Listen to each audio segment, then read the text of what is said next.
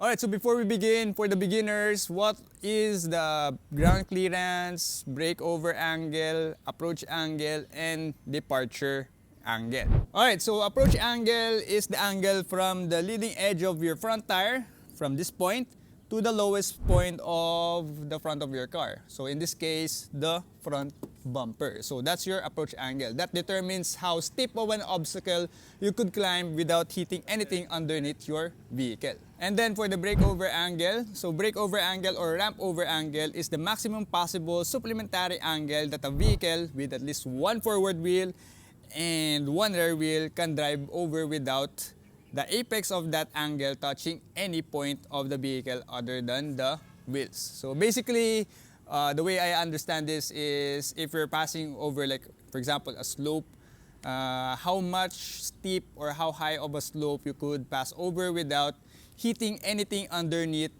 the center of your vehicle, this part right here. So that's the breakover angle. So similar to the approach angle, from this point of the tire to the apex or any lowest point of your vehicle here. And then also from this point, your rear wheel to the center of the vehicle. So that's your breakover angle. That's the way I understand it. And lastly, the departure angle. So it's similar to the approach angle at the front but for the rear. So it's the angle from this point of your tire to the lowest point of your bumper or on the rear of the vehicle. So in my case, the lowest point would be the hitch receiver of this ARB Raw Summit rear bumper. So from this point to that point, that's your departure angle. So that determines how steep of an obstacle you could climb. So for example, when you're climbing, of course, this point of your vehicle will be also low to the ground, and also how steep of an obstacle you could go down without hitting anything underneath at your back or at your rear. So that's your departure angle. Alright, so ground clearance would be the height from the ground to the lowest part of your vehicle. Like for example, the chassis, or in this case, for example, the side step or the step board. So from the ground up to the step board or any lowest part of your vehicle, that will be your ground clearance.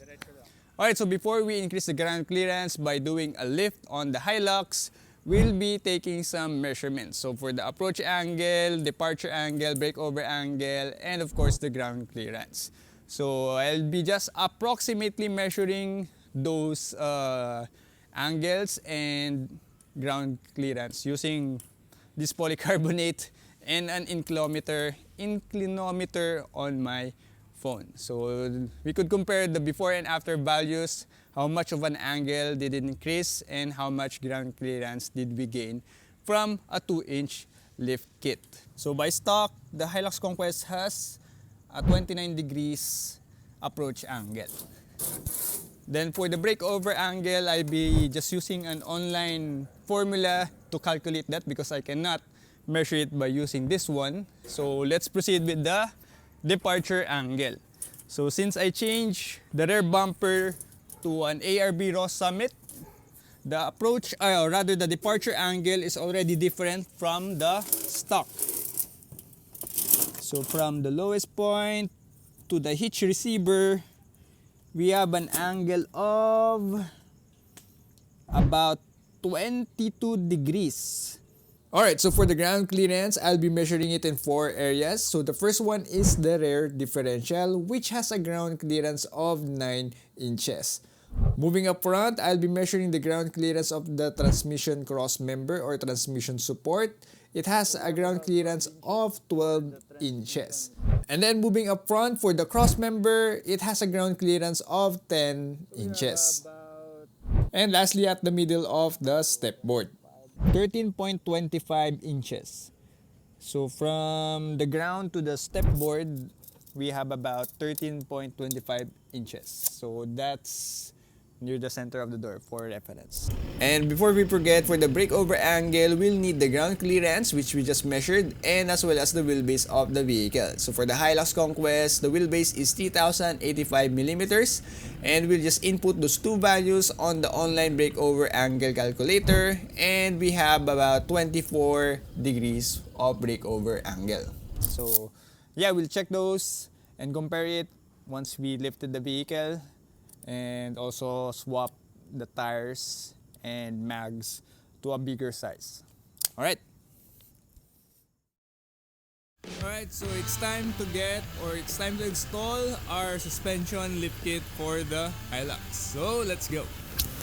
Alright, so we're already here at Northside Auto Garage and we're having our suspension lift kit installed.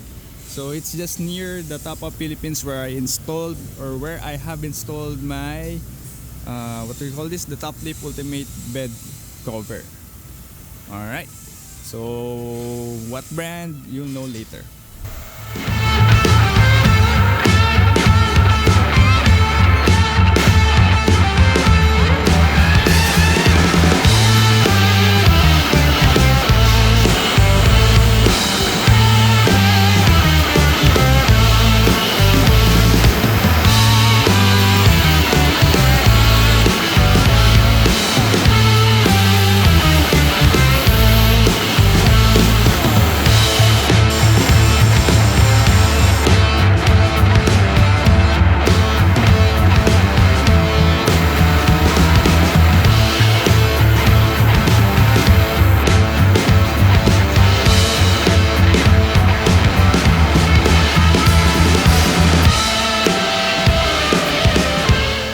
So they're done installing the suspension lift. So we installed the toughdog 9-way adjustable foam cell suspension. So that's a 2-inch lift, add the lift on the rear, and this is what it looks like up front. But wait, we're not done yet. Alright, so here's part 2 of raising the ground clearance. So we just acquired or bought a set of SES Gen 5 17 with BFG. So overall diameter will be 32.7 inches. So compared with the stock, which is 30.6 something. So we'll be gaining more ground clearance, especially the differential. With the suspension lift is only gonna lift your body and anything above the suspension, but for example, the axle will be only staying on the same height. So with the tires, you'll be really lifting everything up from ground up. So yeah, that's why we acquired or we bought a 32.7 inches wheel set. So if you're familiar with Grey Truck Hilux on Instagram, yep, that's him. So we bought the set from him. And if you're looking for some Japan goodies, check out Daikoku Import. So yeah, today we're joined by Bro Harvey and Bro Ford, and we'll be transferring the tires to Hyro. Alright, so we're installing SES Gen 5 17 by 8.5 with the BF Goodrich KO2s. Size are 285 70 R17.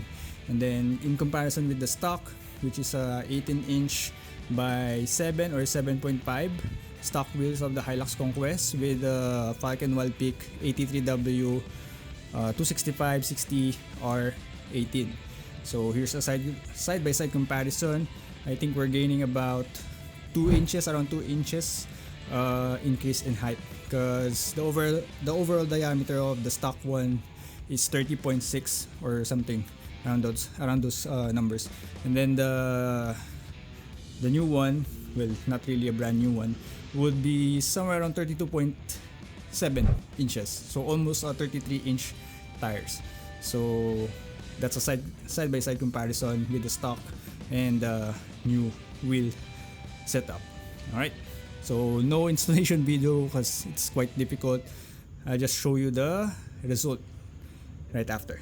Alright, so we're done lifting the Hilux and putting on the new wheel set. So in this video, I won't talk about the specs of the suspension lift as well as the new wheel set. I'll do it on another video. So yeah, for now, let's measure the approach angle, breakover angle, and the departure angle, as well as the ground clearance after the lift and the new wheel set. Alright, now for the ground clearance, I'll start with the step board.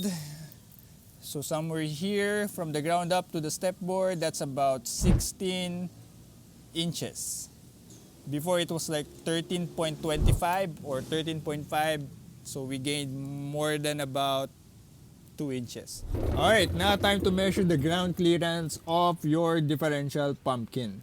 So the only way that you'll raise this is by changing to a bigger tire size, which we already did. So now we're just gonna measure it up and compare it to the results before. So from the ground up, we're about 10 inches. Alright, for the transmission cross member, from the ground up, we have about, 15 inches for the transmission cross member. Right, moving up. And then for this front cross member, from the ground up, we have about a little over than 13 inches. I'll say that's 13 inches. Or 13.25 to be exact. So yeah, those are the ground clearance that we gain after lifting and changing the, what do you call this? The wheel size to a bigger size. Alright. Alright, so back with our improvised measuring tool. I already removed the plate because it was hitting the plate, not the actual bumper. So we have about 38 degrees. So I remember from 29, so now we have 38. Then for the breakover angle, we now have 29.5 degrees, unlike before which was 24 degrees. Then for the rear or the departure angle, we have about 26 degrees. Alright, so that's pretty much it on how to make your rig more off-road capable by doing a suspension lift and changing to a bigger wheel size. By doing those, you're gonna increase your approach angle, breakover angle, departure angle, and as well as increase your ground clearance. So in that way, if you hit a trail, you won't be hitting your under chassis or any parts underneath your vehicle. Like for example, the differential, your suspension arms, your prop shaft, anything underneath your car. So it will clear those and you won't break parts. And lastly, the key thing to take away from this video, if you really want to gain ground clearance, you should change to a bigger wheel size or a bigger overall diameter for your wheels. Because if you just did a suspension lift or a body lift, the clearance of your differentials won't really change or any suspension components underneath there. It will remain the same.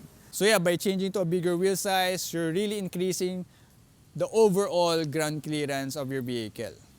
So yeah, I hope you find this video helpful on how to make your rig more off-road capable. So don't forget to like and share this video. And if you haven't subscribed yet, please consider subscribing because we'll be having more car-related content in the future. Like for example, off-roading, DIYs, car camping, anything related to cars. So yeah, subscribe if you haven't. And yeah, that's pretty much it. Thanks for watching and see you on the next vid. Bye!